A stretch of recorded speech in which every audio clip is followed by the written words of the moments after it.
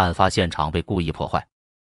听说这样的想法和猜测之后，朱令父母当晚就通过朱令舅妈找到了时任清华大学化学系副主任的薛方瑜教授，提出报案的要求。后来大吕在一次会议上遇到薛教授，他留下了电话，却避谈此事。薛方瑜当时主管学生工作，得知这件事不敢怠慢，立即请示清华校领导王校长和贺书记。请示之后，便第一时间打电话向兼任清华大学派出所副所长的保卫处长报案。最终，1995年5月7日，北京市公安局14处和清华大学派出所受命立案，最终确定是他中毒后，医生使用解药普鲁士蓝化学试剂为朱令排毒。1个月后，朱令体内的他毒基本已经排出，也没有了中毒症状。但是从住院到确诊，足足花了50天的时间，已经给朱令的身体造成了不可逆的巨大伤害，神经系统完全摧毁，终身瘫痪，智力衰退，双目也接近失明。更讽刺的是，朱令一家前后后为朱令治疗一共花了50多万，而最后真正有用的解药只需要4块钱一支。4月28号，朱家向清华大学报案之后，第二天，朱令的舅妈又跟校方联系，要求立即迁出同宿舍的同学，保护好现场，查封朱令在学校的物品，进一步进行化验。但是因为宿舍里还住了人，学校没有封存宿舍，而且老师说不好安排，因为马上要校庆了，朱令班女生们还安排了5一出游，不在宿舍，所以不用封锁现场。可是就是在4月28号到5月7号公安局立案的这几天里，朱令的宿舍里发生了一起盗窃案，失窃案的报案人是朱令的同学王某。宿舍里到底丢了什么呢？据报警记录看，当时钱撒了一地，有同学夹在书本里的钱也没丢，唯独不见的就是很多生活用品，其中就有朱令的洗漱用品、水杯和中药瓶，朱令用过的不锈钢被子也被扔到了床底下。根据种种迹象，当时有民警怀疑凶手并不是图财，而是想要销毁证据。但仅从这次失窃，无法判断究竟是宿舍里面人干的，还是外来的其他人所为。但这次的失窃却直接抹杀了最关键的物证。在5月7号公安部门正式立案之后，学校保卫处和派出所开始四处了解情况，询问朱令的同学、室友、系里及民乐团的很多人，其中就包括孙维和贝志成。但是具体询问了什么内容，得到了什么答案，分析出什么结论，直到现在都没有公开。而这个骇人听闻的案件在接下来的2年内似乎都没有任何进展。究竟是谁给朱令下的毒？为什么要这样做？朱令是不是在寒假前后分别中过2次毒？而他毒都是通过什么途径摄入的？清华大学在确诊前一直出具证明，清华大学化学系没有它，而且化学药品管理十分严格。那么朱令体内的它元素是从哪儿来的？学校是不是在说谎，或者在隐瞒真相？如果学校没有说谎，凶手的他毒又是从什么渠道获得的？又是怎么下到朱令的体内的？最重要的物证是如何消失的？5一期间的朱令宿舍失窃案又是谁做的？公安机关为什么不公布当年调查的详细内容？这场案件背后是否又有什么不可言说的秘密？一个又一个谜团笼罩在所有关心朱令的人的心头。这些人里有朱令的亲人和朋友，有后来从各种渠道获知此事的社会各界人士，甚至因为在确诊之前曾经发出过全球求助文件，还包括国外一直关心这个案件的网友、记者和专家等人。渐渐的，这已经不只是一个普通的刑事案件，更是几十年来的社会热点话题。后来在2013年，这个案子再一次的引发了广泛关注后，北京公安局公布了当年的一些调查过程和结果，也为关心此事的广大群众做了部分交代，还原了一定的真相。虽然依然是因为直接证据的缺失而不足以盖棺定论，但至少提供了一些猜测和讨论的方向。当时的调查思路是从追查它的来源入手，在接到清华大学保卫部报案后，公安部门迅速展开工作，认定有投毒犯罪的事实发生后，依法立案侦查，并组成专家组开展侦查工作，深入调查，走访了130多个相关人员，对北京市经营、使用它盐的全部100多家单位开展工作。终于在追查过程中，办案人员在石家庄的一家商店里发现了清华化学系某课题组购买它的发票。这个课题组是童爱军、李龙第2位老师关于流体室温磷光法的项目研究，实验的材料包括它盐，而这个课题组的成员除了2位老师，还有3位研究生和2名本科同学。2位本科同学中，其中1位正是朱令的同班同学，也是曾经的好闺蜜和舍友孙维。而孙维正是在1994年9月，也就是朱令第一次出现中毒症状的前2个多月，进入该课题组实习的。有了证据，清华大学校方自然无法再否认，但校方为了减少自己的责任，只能退后一步，证明学校即使有他严，管理也是很严格的。如果校方不是为了掩盖自身毒物管理不严，其实很多学生都可以获得他的事实，而是真的像声明中所说的，对他严管理十分严格的话，那么按照此时的发现，孙维的嫌疑无论是最大的，因为他可以通过正当渠道接触他严，而且朱令后来的中毒地点是在宿舍，而孙维则是朱令的舍友。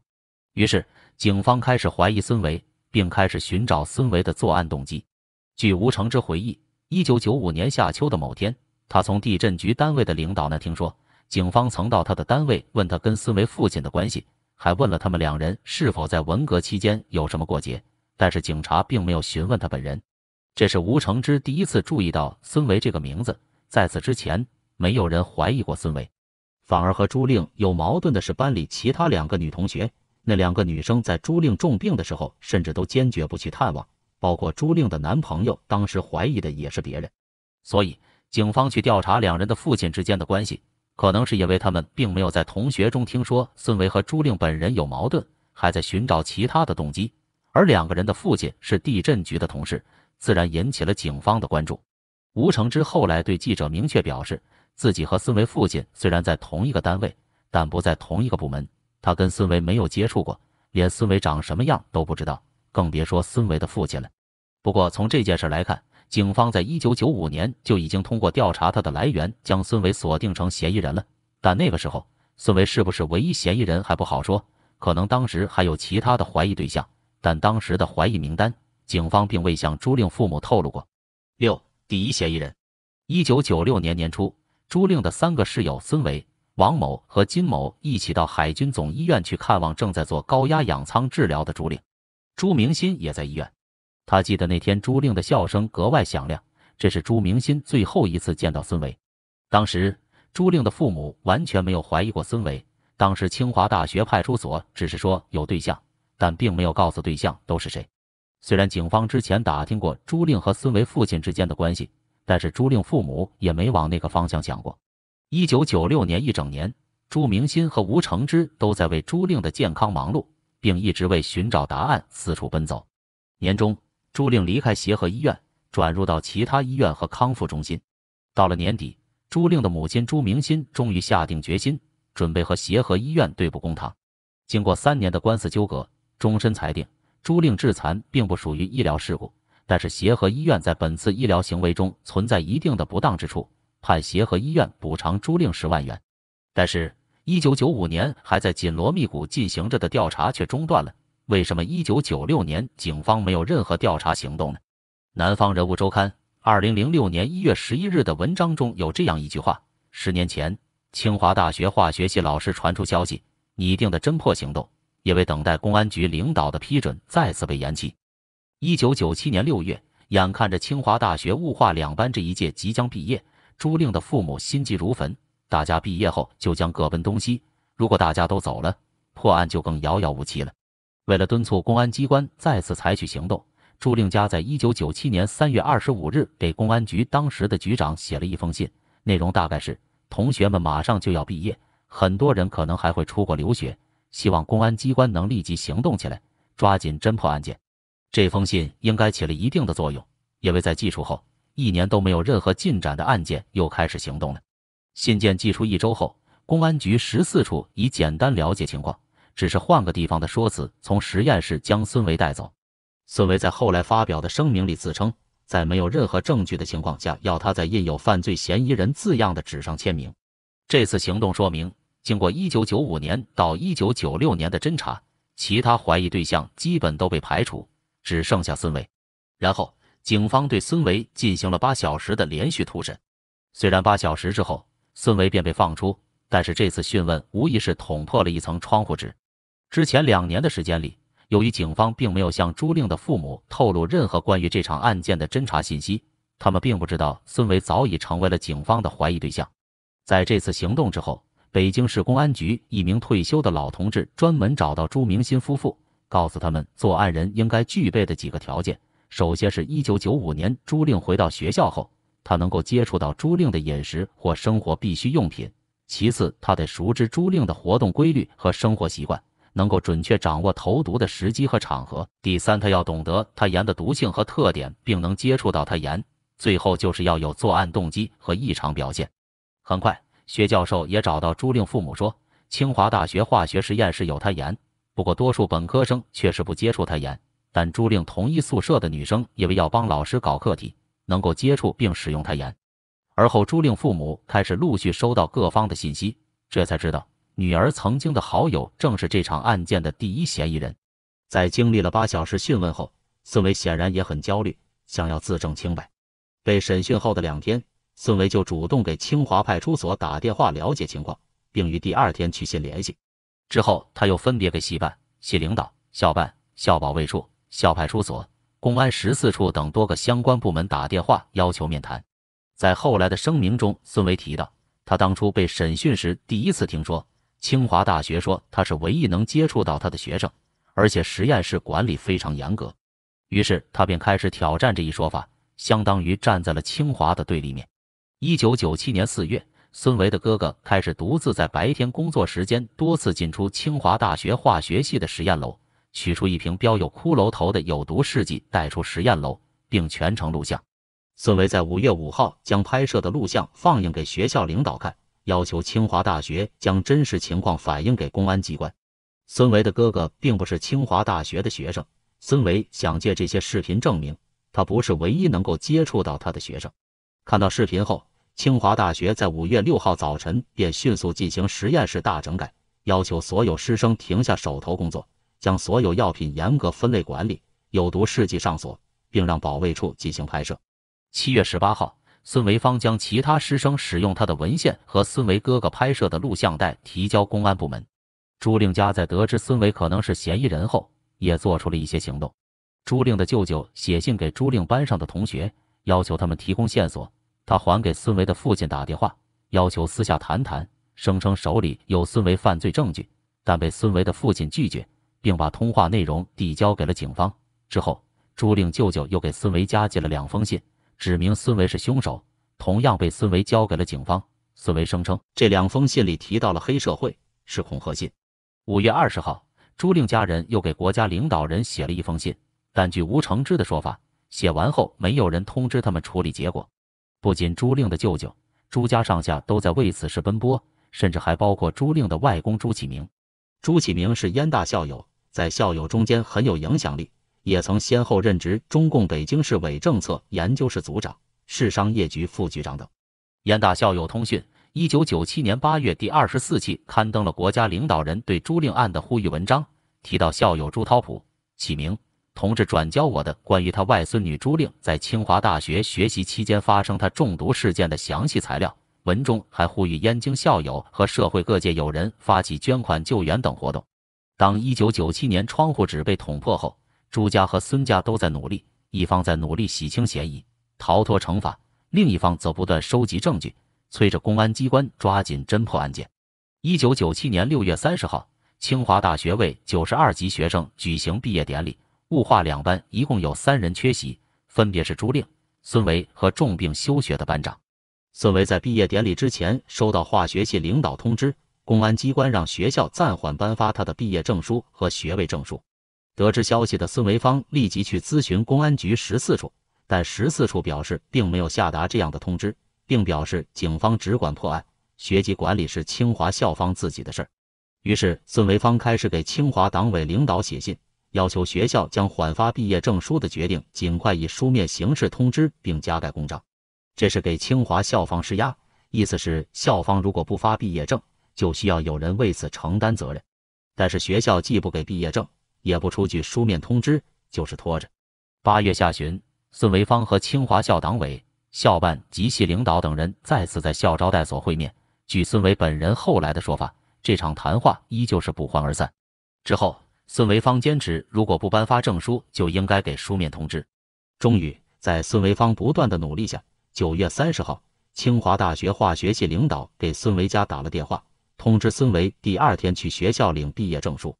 7月初，孙维和父母想去公安局领取的孙维的出国护照，公安局当时也没有发给他，不知道后来是什么时候还给他的。12月30号，薛方瑜教授探望朱令时，对朱令父母说，毕业证书他已经交给孙维了，因为公安局不承认是他们授意不发证书。从这件事可以看出，清华大学虽然始终都急于撇清这起案件中自己的管理责任，但他们也没有包庇孙维。在孙维试图去证明清华大学对实验药品管理不严的时候，这两方的利益甚至可以说是完全对立的。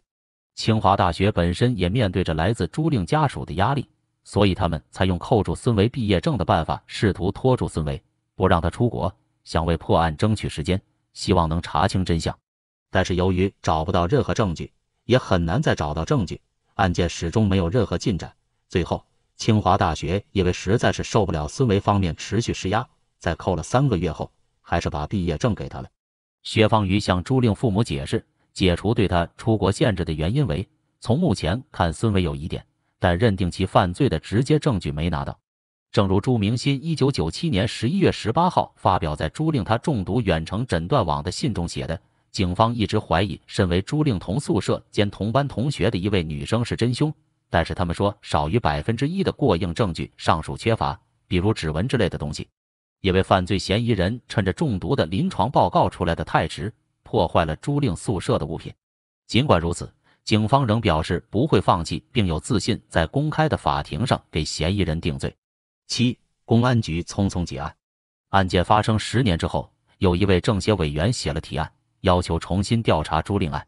但公安部办公厅很快在2007年9月17号回复了这个提案。他们在回复中表示，朱令家一直在给中央领导写信，所以中央部门对这个案件非常重视，他们要求加强办案力量，尽快结案。但由于事发之后2个月才报案，导致了大量证据的销毁，案件最终没能侦破。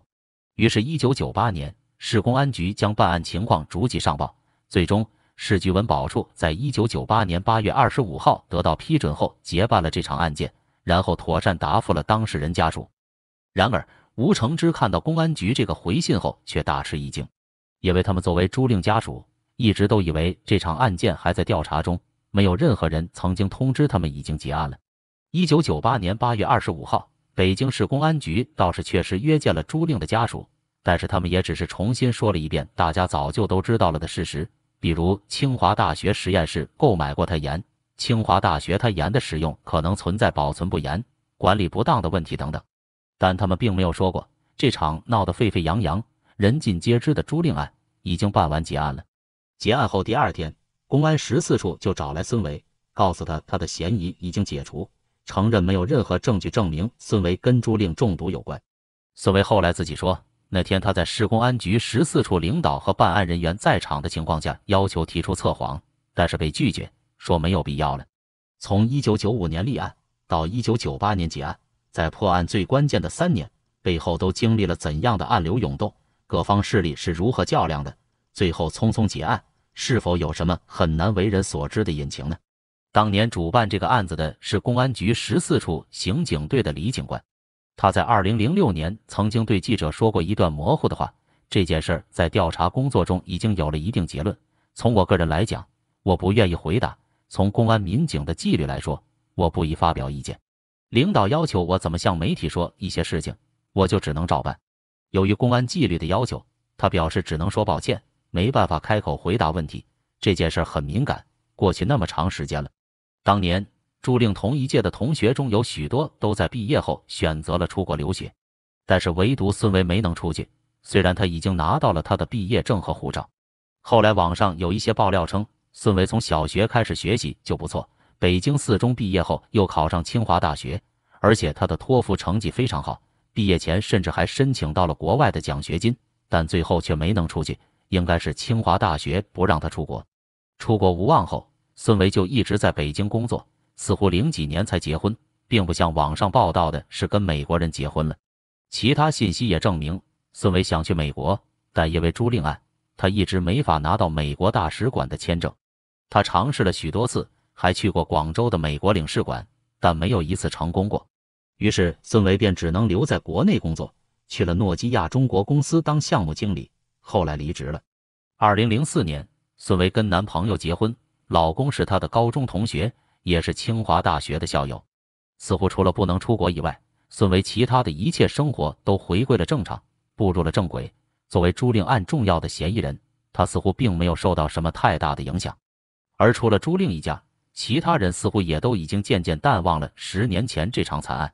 但是，总有人会记得，也总有人会为了案件的进展和突破而继续奔走。而在这些人之中，除了朱令的父母外，还有一位在当年就为朱令确诊做出了巨大贡献的年轻人贝志成。这个在当时就已经想到要借助网络的力量的北大高材生，在10个多年，中国的互联网也已经开始逐渐发展后，再一次的以网络为媒介，试图重新发声，唤起大家尘封已久的记忆。2002年3月，贝志成首先在方舟子创建的网络杂志《新语丝》上发表了文章，朱令案件的一些情况。这篇文章第一次明确指出，孙某是嫌疑人，彻底把这个案件捅到了网上。在案件发生的时候，网络在中国还并没有普及，普通人根本接触不到网络。所以，虽然1997年捅破了窗户纸，但是对孙维怀疑的消息还是只控制在一定范围内，哪怕是同班同学，如果稍微迟钝一点，都不知道孙维已经成为了朱令案的嫌疑人，就更别说是普通群众了。大多数人可能对这个案件都毫不知情。后来有人爆料，他2000年左右曾经跟孙维在诺基亚做过同事，但他当时根本就没听说过朱令中毒的案件，更不知道孙维可能跟这件事相关。哪怕到了2002年，中国的网络也远不及现在发达，因此在这样的社会环境和舆论环境下，贝志成的文章虽然发表了，朱令案的影响力依然不大，反而因为美国网络发达，往后的几年，留学生集中的论坛每年都会进行一次讨论。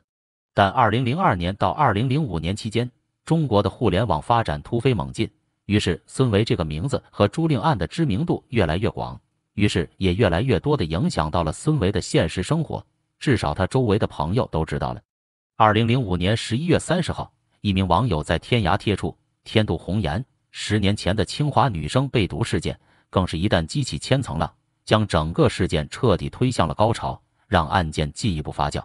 这让本来只有出国屡屡受挫，但生活还算平静的孙维，自称在愤怒的网友的攻击之下，几乎无法正常生活，即便搬家换电话，仍然不断被骚扰，半夜被打电话，家里半夜被塞进信，曾经甚至想过自杀。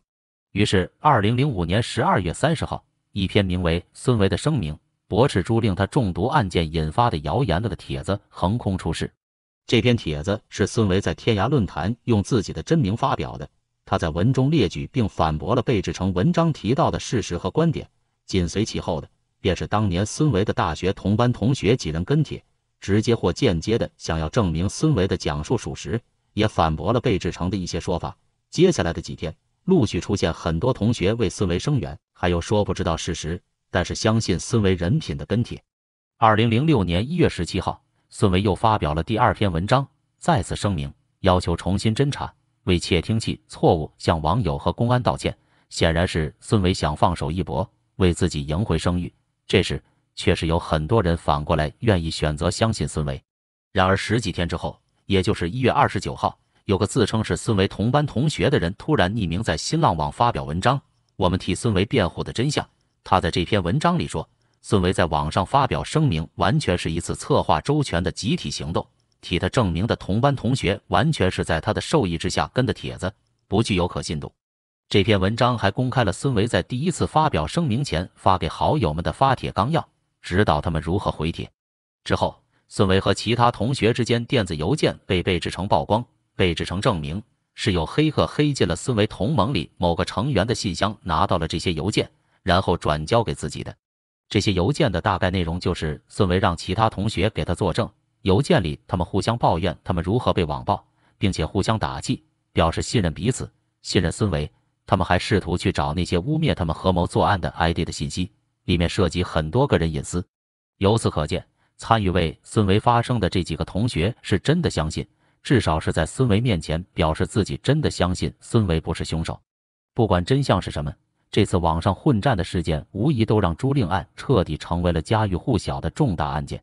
无数人开始关注这起案件，开始关注朱令和他的亲属，还有以孙维被制成为首的朱令同学。由于孙维始终有巨大嫌疑，因此网上的言论从此主要分为2大派别，分别是坚持认为孙维是凶手的，和相信孙维，认为他并没有作案的。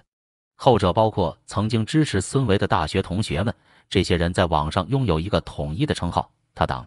那么，孙维是不是真的有作案能力和足够的动机呢？为什么看起来任何在当年破案时留存下来的资料和报道都在暗示案件似乎另有隐情呢？破案的时候，警方好像永远都晚一步收集证据，晚一步进行提审。如果凶手就是孙维的话，他到底拥有什么样的能力，能让破案的进程按照他的节奏进行呢？